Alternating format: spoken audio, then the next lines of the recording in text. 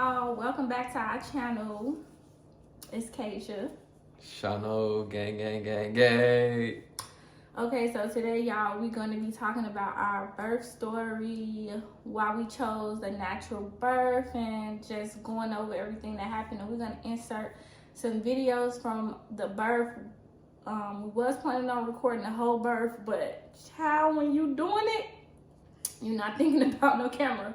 So yeah, without further ado, let's get into it. So the reason that we chose to go with a natural birth, initially I always just wanted to have a natural birth. Like I always would say like, oh, I want to have a natural birth, I want to have a midwife or whatever. I just am into holistic medicine and just going a natural route versus hospitals. And I personally don't like hospitals anyway. But when we had the miscarriage last year, which I had to go to the hospital and stuff, I did not have a pleasant experience with that. So that kind of even more solidified the reasoning as to why we want to have a natural birth. Yeah, so I didn't know anything about like natural births and home births, and it was all new. So when she told me, I was like, I was just open to it. I was open-minded and I was open to learn more about it. And so we had ended up meeting our midwife during our last pregnancy. And when we lost the baby, I don't know, she was really like, she checked on us. She just was really caring and compassionate. And I think we liked that too. I mean, we already had met her, so we liked her in general. So once we got pregnant again, we kind of already just knew like that she was gonna be our midwife. So we went ahead, even though we were living in Arizona, we was like, we didn't even really, I don't know, we didn't really think about it too much. We was like, she gonna be the midwife. We don't know how we gonna get to the appointments.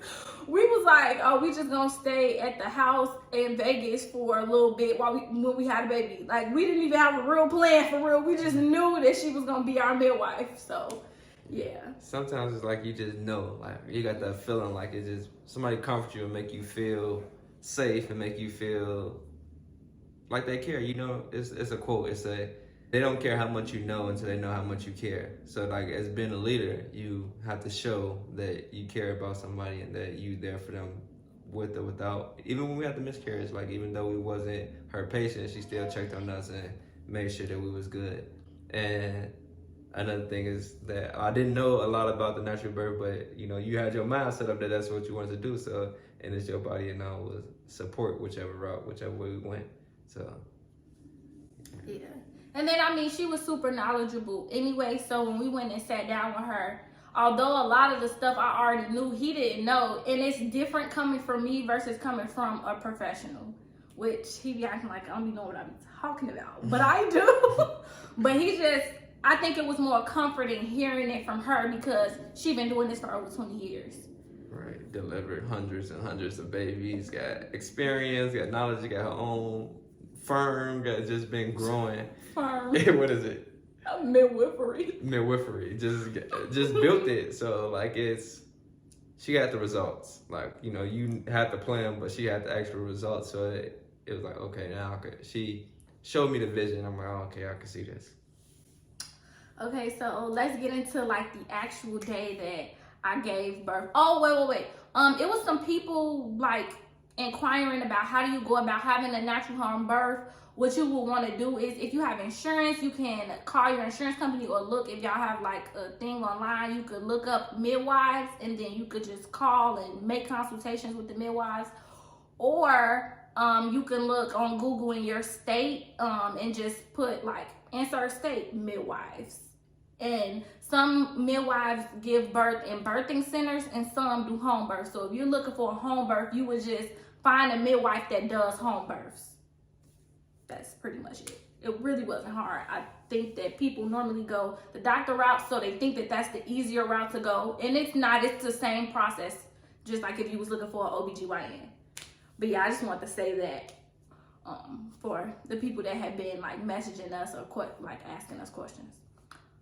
Yeah, so let's get into the day that I gave birth, or the day before I gave birth, because I gave birth after midnight.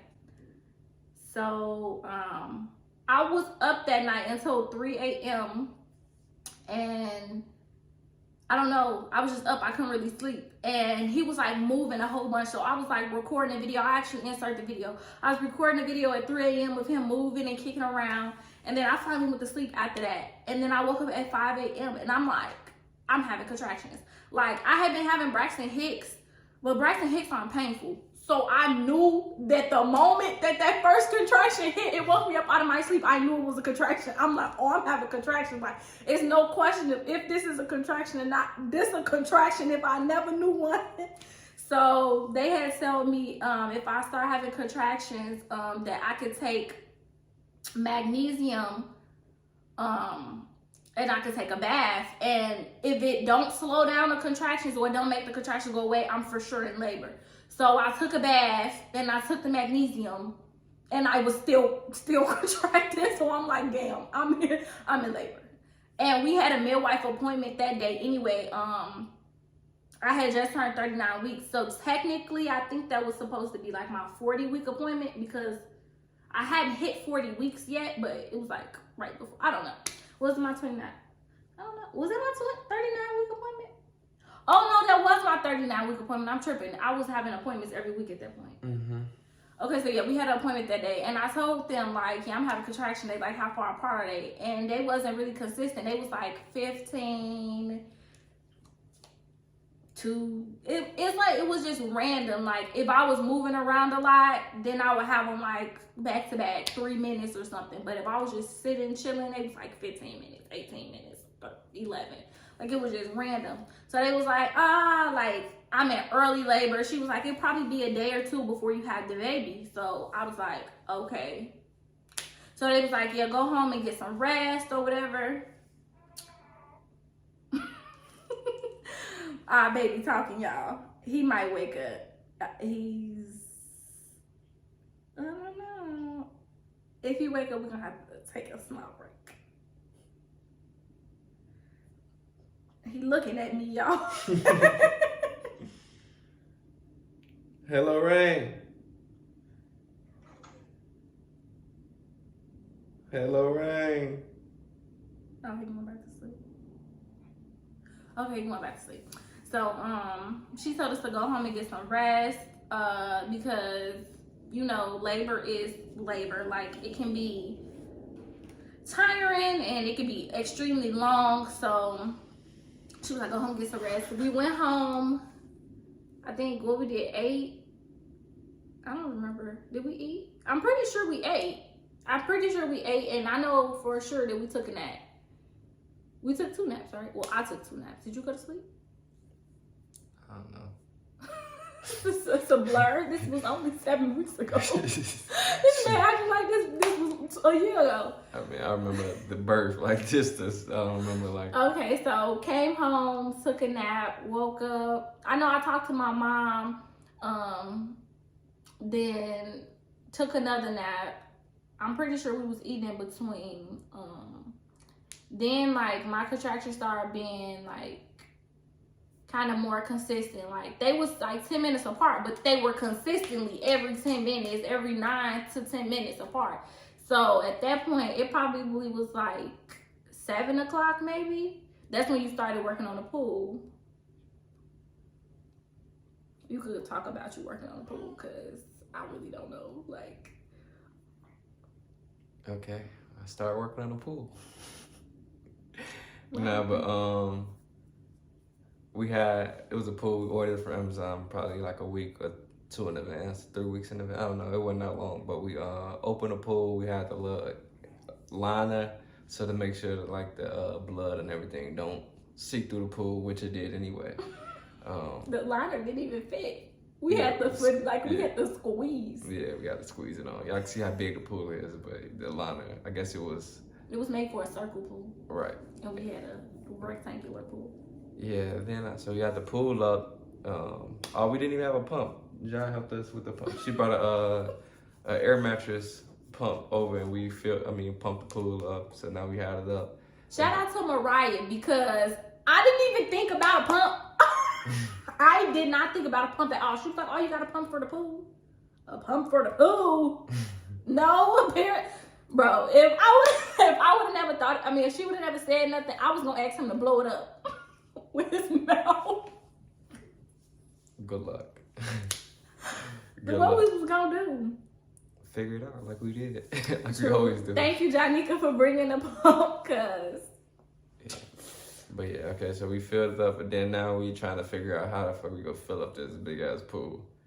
Yeah, I also didn't think about that either. Yeah, so I'm like, maybe we could fill up pots and pour it in. That pool was huge. It wasn't gonna work like that. So we where did we get the cord? Where did it come? I had bought the hose, but I didn't know. Oh, we bought the hose, but the hose needed like an adapter piece, and like so. I was trying to plug it up I unplugged the toilet and plugged it into the toilet. I really felt like a plumber. Plug it into the wall. Yeah, the wall. don't have to think we was putting toilet water in the wall. Well, like the wall that's connected to the toilet. Right. And that didn't work because it wouldn't fit. So then over there, I'm trying to do it in the kitchen sink. It wouldn't fit. Like my back hurting. I'm getting frustrated. I'm hungry. She in there going through it, and it's getting to me. But I ended up going to, what was that? What store is Lowe's? It? Lowe's. Was it Lowe's? Yeah, or Lowe's. Home Depot. Lowe's or Home Depot? Was it orange or blue? Shit, I don't remember. They both on the same street, so I don't even know. Anyway, it's Lowe's or Home Depot. I went to them, and I walked in, and one dude was right there. Like, told him I needed that. I took everything with me. I'm not going back. Like, I need something to fit this, to go into this. And we went through it. We was going through the section, and then he had a little small conversation with me, like what I needed for him. Like, man, I'm finna have a baby. We doing a home birth, and I'm trying to connect it to the wall, to the pool, to fill up the pool. And so we just started talking. And he, just small conversation. And it turns out though, he really gave me some words of encouragement. And he told me that how he was younger. He told me a story, like how he was younger. Him and his brother used to talk shit to each other, like F you and you a pussy and you would be like all this, like just play around. And then they lost somebody close to them, and that's the day that he realized, like, you don't never know how much longer you got with somebody, so that you need to cherish and be grateful for every moment, and the words that you speak and really plays value in life, and it's powerful. So he said, now we end with I love you and I love you, bro, and stuff like that. So he just gave me that, and I'm like, damn, like you could get them words from a Lowe's worker or a Home Depot worker. Like you could get that from anybody. So God really be working. Came back and got it together, filled it up. So now the pool filling up. It's taking a little while, but yeah, it's going. It's going now. Full here. We skipped some parts. What? While you was gone, I took a shower. I was in the shower, on the floor of the shower, just bent over like, oh Lord, help me. My daddy called me. He was like, oh, how far apart your contractions? I'm like, 10 minutes. He like, oh, you ain't gonna have that baby for a long time. Yeah, I'm gonna call you later. That was at 8 o'clock. Then you came back and filled up the pool. And then, did you order from Uber Eats or I ordered? No, I ordered. We was hungry, and I ordered from Uber Eats some Mexican food. I was excited about it because I was hungry. And I don't know what time that came, because wasn't the food was sitting outside or something? Or the dude? You got the food. I didn't get it. All right. It was on the floor. Well, yeah, the man, I guess, delivered the food, but I was not, like, I wasn't tuned into my phone like that, so I didn't even know the food was delivered. So, yeah, the food had came, and the pool took forever. You started filling up that pool at 8 something. The pool wasn't done filling up till midnight. It took the pool 4 hours, so if you plan on having a home birth and you need to fill up your pool with a hose, you might want to do that ahead of time. But the reason that we did not do it ahead of time, because we knew that we could have, because we didn't want the water to be cold. We didn't know how long, True. And you can't really guess when, so it's like we wanted to do it like make that the last thing we did, so that the water could be warm. Because if you fill it up and you don't have a baby 2 weeks later, that water could be ice cold. But we did have a heater. Yeah, we had a heat warmer too. We put that in. A pool warmer. I'll link it down below. Well, we'll link all the supplies that we use that we bought ourselves down below, because we did get a kit from our midwife as well. So, I mean, I can't really link that, but I could link all the things that we bought ourselves. But yeah, we had a pool warmer, so I mean the pool would have stayed warm, but maybe not a week. If I would have been in labor for a week, me and the baby would have had to fight.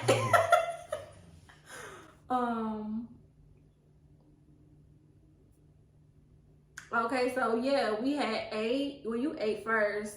I was trying to eat, but I was having a hard time because I was having contractions. I was on my ball, just kind of trying to move with the contractions. You know, they say you gotta ride the wave. I was trying to ride the wave, baby. The wave was riding me.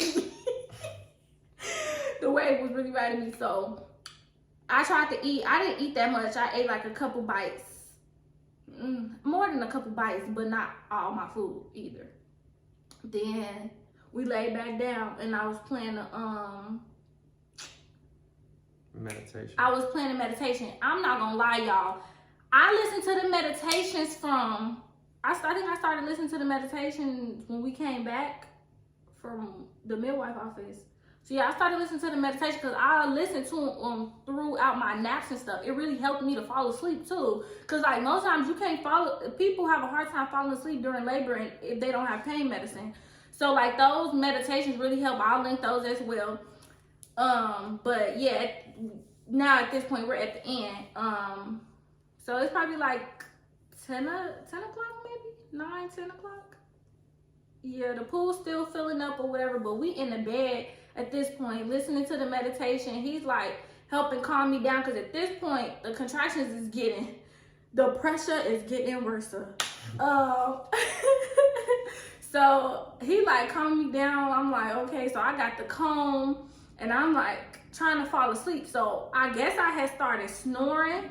But then I had a contraction and it woke me up and I'm like, I'm like starting to panic basically. And he like, calm down, you was just asleep. No, like it was hurting bad. So then my best friend Ja called. She was like, okay, well, like I'm gonna come over for a little bit. And I swear, when she got here, it's like my body was like, okay, time to go in overdrive. Like I don't know, it was something about her being here that made my contractions go nuts. She should have stayed her ass at home. No, I'm just playing. But yeah, it's like when she got here, the contractions got crazy. So at this point, I'm like peeing with every contraction. Like I feel like I had to go to the bathroom with every contraction. Mind y'all, my water did not break and I had not lost my mucus plug. But my contractions were so intense. And I think, didn't I have you to call Michaela? And let her know that they was like real consistent. And she was like, oh, how far apart are they? I think at that point they was like 6 minutes apart. And she was like, yeah, they're not close enough. We need them to be 2 to 3 minutes apart. And I'm like, thinking to myself, like, I know you fucking lying. Like, get your ass up here right now, ma'am. I am in pain. But I was like, okay, who's stop?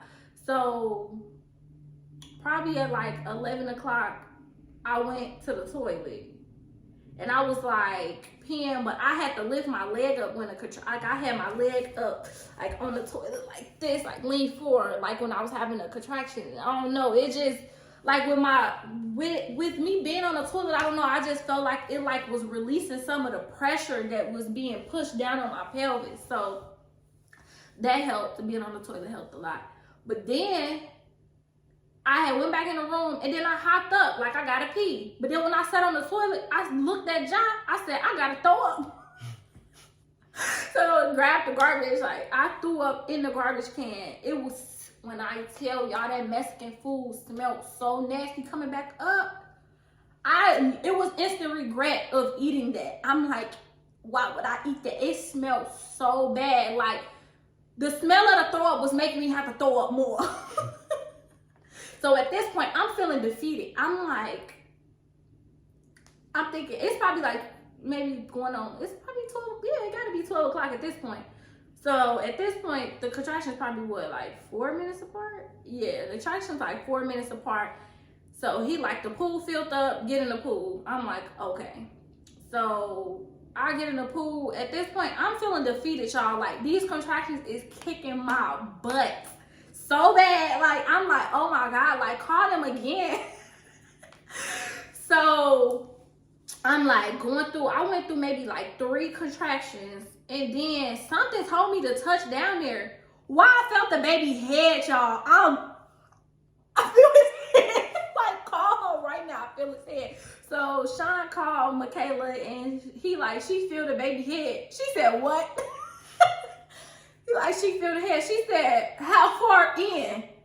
I said, I only touched it like my middle fingertip. I didn't go in my vagina. It was like this much. And that was the head right there. I'm like, it's just right here. She's like, okay. So at this point, she's on her way. But I'm like, I feel him like I have to push. So the contractions coming. I had 4 contractions total to push him out. So from that point on, I had 4 contractions. So they was like 3 minutes apart. So maybe that was like 12 minutes. I'm thinking, yeah, like between 16 and 12 minutes, because they was like 3 to 4 minutes apart. Mind y'all, they said 2 to 3 minutes before they was gonna be on their way. My contractions never got to be 2 to 3 minutes apart. That never happened for me. So yeah. So it was 4 contractions for him to come out. So like I'm pushing. Shawn like, push baby. We ain't mad. Oh, we haven't had nobody taught us how to do this. We doing this on our own because the midwives did not make it in time. Like, we just going with it. Janika like massaging my back, like I'm blowing up the balloon, holding the cone. Shawn coaching and recording. We just went into full, like, let's get this baby out mode. But mind you, none of us have any experience doing this. I mean, Jai's a mom, but she had her first, I don't even say first, she had her child in the hospital. So we all just kind of like, oh no, we just knew what to do, I guess. So Shawn like, push baby, push. So I'm like, pushing. And then my water broke. So I'm like, my water just broke. And you could see like the baby head, like his hair was like, you know, in the water, like moving around. You could see his head. He like, there go the head. He's like, I could see him. So then like a couple more pushes, his head was completely out. At that point, Michaela running the door, like she knocking on the door, so Shawn gotta go let her in. Oh, I forgot, you had to call Marby so she could walk us through it, which is the main midwife. Cause she lived 40 minutes away, so you know she wasn't finna make it in time. So Michaela run in, the baby head is out, literally, the whole head is out. And then I did one more push and his body just kind of like flopped, like out. And my ass just sitting there, I'm in the water looking at the baby. I didn't even grab him. We just like, I don't know, I think it was like shock. She said, grab the baby. I'm like, me? Me, you want me to grab it? Oh, all right. So got the baby up. Yeah, so you could tell it from your perspective, but that was my perspective. Yeah. Okay. So back to when you got in the pool, job massaging you, recording. It's getting deeper, and you. I left out the room. Bro, loud. Like, you know, we're in an apartment, so there's people upstairs, people they probably thought some like we was getting here killing each other. So I said, like loud. So we gotta insert a video so they can hear me really grunting like that. Yeah. Oh. Let's lock it in, baby. Oh.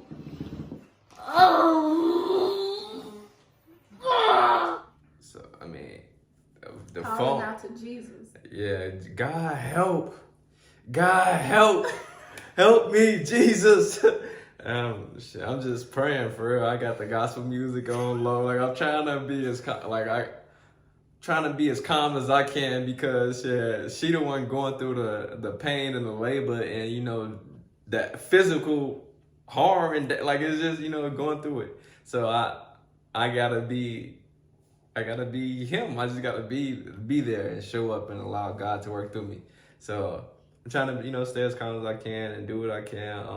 In the middle of each contraction, we putting a cold towel on her forehead to like, cause she's sweating and, you know, just in labor. It's real life labor.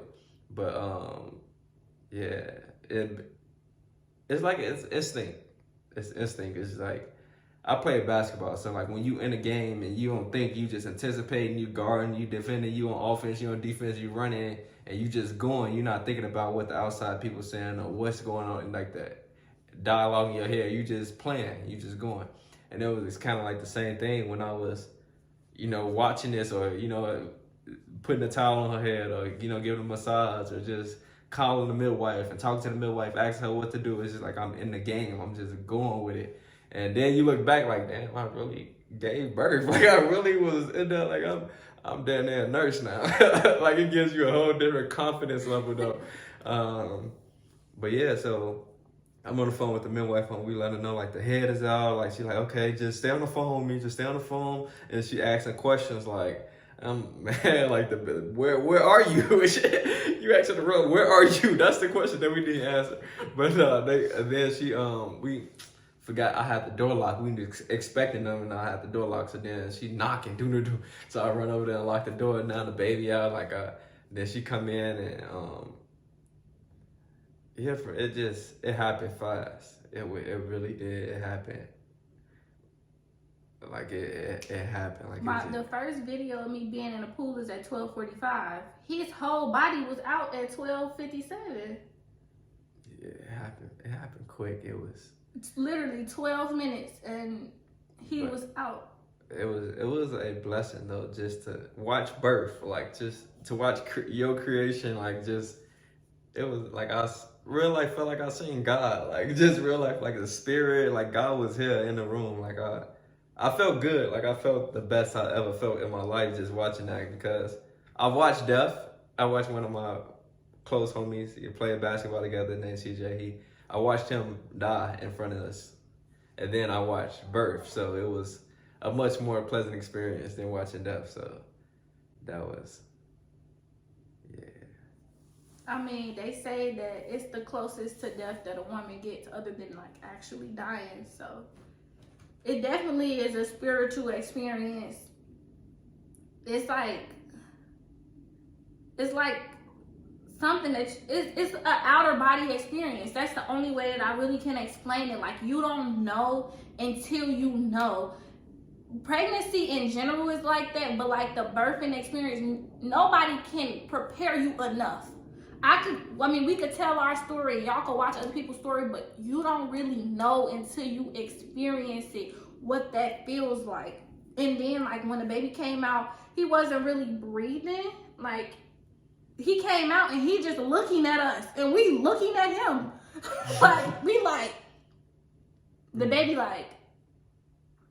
So at this point, Michaela like, Marvy, like it's like almost like she didn't want to say like he not breathing, because I don't think she wanted to scare us. So she like keep talking to him. So I'm like, hi baby, breathe for mommy. Like I'm talking to him or whatever. And then she ended up giving him breath, like blowing in his like mouth and nose like 4 times. And then he like let out a cry, and we like, okay.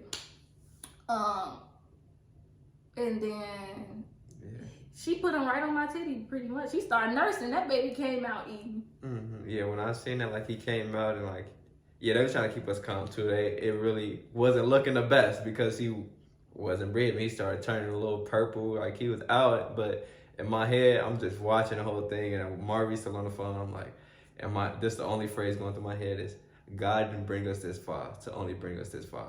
God didn't bring us this far to only bring us this far. I knew that. I just knew. It was something that I didn't let it faze me. But it was like looking back on a video, watching the video, like it really. I still haven't seen the video to this day. I'm only going off my memory. So like I was looking at him. He was looking at me though, although he wasn't breathing. Like he was. I knew he wasn't dead. Basically, like. For lack of better words, like he wasn't dead. I knew he was alive. He just looked like he was having a hard time transitioning over. From being in water, having a birth, like you just came through a tight birth canal, like you can tell that he was struggling, but he wasn't completely like out and they needed to, do CPR or nothing like that. Like, right. But. But then after Marvy came in, which is the head midwife, and Yeah, they put him on your nipple. What up?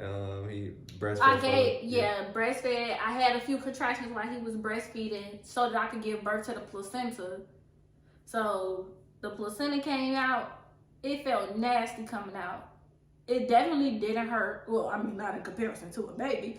But it just kind of like slithered out. I don't know. It was weird. It felt very strange. And it was just like in a pot floating in the pool with us. Mm-hmm. And we kept the placenta connected until like 4 a.m. And then that's when he had cut the umbilical cord. He didn't cut it until like 4. We let it turn completely white. We had a delayed cord clamping. Why? Because there's still blood and nutrients in the cord itself. Some people bank their cord blood, but I wanted my baby to get all the nutrients, especially with him being like a home birth. You know, I just wanted him to reap all the benefits of the placenta that have been giving him life pretty much this whole time. Why would I cut him from his nutrition source before it's ready, to be cut? If it still have blood and nutrients in it that could go back to him, we decided to just wait and keep that. Yeah, I don't know how true, but I know that like if some people cut the umbilical cord, like the hospitals, like if you in that source and every source, they reuse that for other people and to give them blood or to just. They use the cells for like research or for like cancer treatments, or they throw your placenta away, but girl, they don't throw it away for real.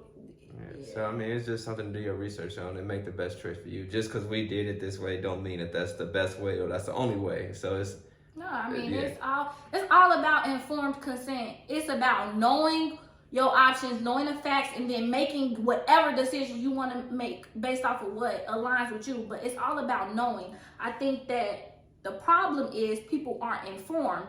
So choice, just really, that was another thing that that played a huge role. Yeah, as we started going down this path and started researching more and started surrounding ourselves with knowledgeable, with wise people, it was the choice. Like, so you're in the hospital and you have to lay on your back and give birth, and you don't get allowed to eat for this amount of time. And so like being able to have a home birth or natural birth is like, you have choice. You could eat, you could rest in between contractions, you could pretty much do as you please, right? As what feels right. And just, if you're in tune with yourself and you know what's best for your body, because it's like, it's a generic border, something like that. And it's like, it's not a one shoe fits all. So what's best for the next person is not what's best for you. But in the hospital, it's something that they try to stick to.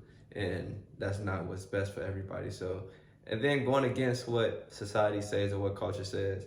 So it comes with lovers, people who love you and support you. Then it's gonna come with haters and people who envy you because you're not doing what the book says to do.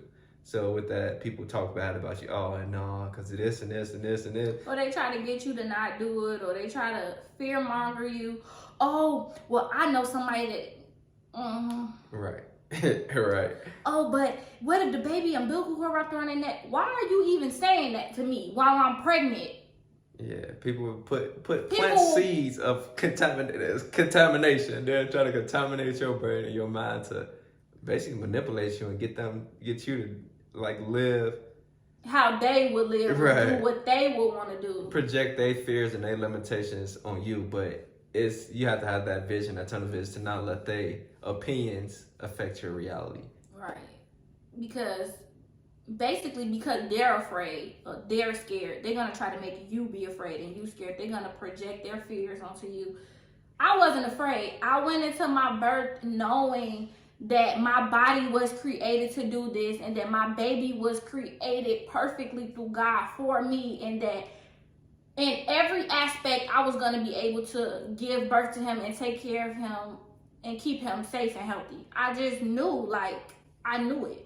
One thing that really I feel helped in my situation to stay positive is when we had the midwives did like a pool greeting, and then we made a vision board, and everybody got the right words. It was a couple other pregnant moms who were expecting before. I think it was called It was called prenatal pampering. She had an event where she invited us over and we got in the pool. And it was like people wrote encouraging words and like your body is meant for this and like you can do it and just be positive. Tough times don't last, tough people do. Like just those type of words, like it's already done. So just have that vision board and that environment up. So like when you are going through it and you're stressing, you can look over and you have those words right in front of you and God is always with you. So yeah. And then also being around other people that are having natural births and have had natural births. We had took parenting classes at the beginning/middle of the pregnancy. Basically, when we still lived in Arizona, we had took a parenting class, and we was in class with a lady that this was her 7th natural birth. So just to know that she did it 7 times, I know I could do it once. Right. So even though she didn't have home birth, she had hospital births. It didn't matter. She still went natural. So give you that inspiration that like those people are against it, but this lady who is for it and is willing to carry other people's babies for them. So like it's like like it could be done. It definitely can be done. God is always gonna put somebody in your path to show you that it can be done. So you can choose to believe that or allow your fears and all that to consume you, and then right, because I'm sure there's some people that feel like, oh, we was just lucky or whatever the case, but we prepared ourselves mentally and emotionally for this process so that it can turn out the way that we wanted it to turn out. I mean, obviously it's God's will, but we put the work in to be able to have the experience that we wanted to have. Although everything didn't turn out exactly how we planned it on our birth story plan, but it still happened exactly how it was supposed to happen, and it was perfect. And it don't just happen overnight. Like you said, we worked for this. We went to parenting classes every week, which people did. Why y'all going to parenting class? I could teach you that. Like, no, we learning from people with experiences who have done this, like, and have the results to prove that they've done it. So, and I mean, it's also just having support outside of your family, like people that aren't biased, basically. Having people around you that aren't biased because they know you. So I think that was a difference too. And then everything happens for a reason. So like a couple months ago, as Kasia said earlier, y'all can see like the miscarriage awareness video and how we was so low and we was down and we thought that was the end. And then just to be like 10 months later to have a healthy son is a blessing. And sometimes you gotta go through the lows to reach the highs, and it's a part of life. So just staying balanced on that and just floating and being grateful and appreciative for everything, because you ain't have to have it, or it didn't have to happen. So yeah. Okay, back next week with another video. But we gonna start. Okay, well I was gonna get them updated on the channel too. Go ahead. We gonna start, implementing. Y'all gonna get to meet baby Halo Rain Wilson. We gonna start doing some funny videos, and Kasia could drink again. There's no baby in there, so we gonna have a little drinking challenge. We really gonna get this channel lit. So thank y'all for sticking around. Thank everybody for supporting. We know we ain't dropped in a couple weeks, but we've been dealing with birth and getting adjusted, and parenting. That's a whole nother topic and a whole nother story, which we're gonna get into. So birth is just one thing, but to be actual parents, to be mom and dad, and that adjustment and something bigger than you that's a story itself. Yep. So we'll see y'all next week.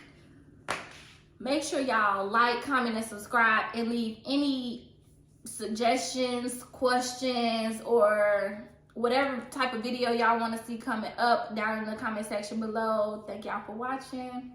Peace.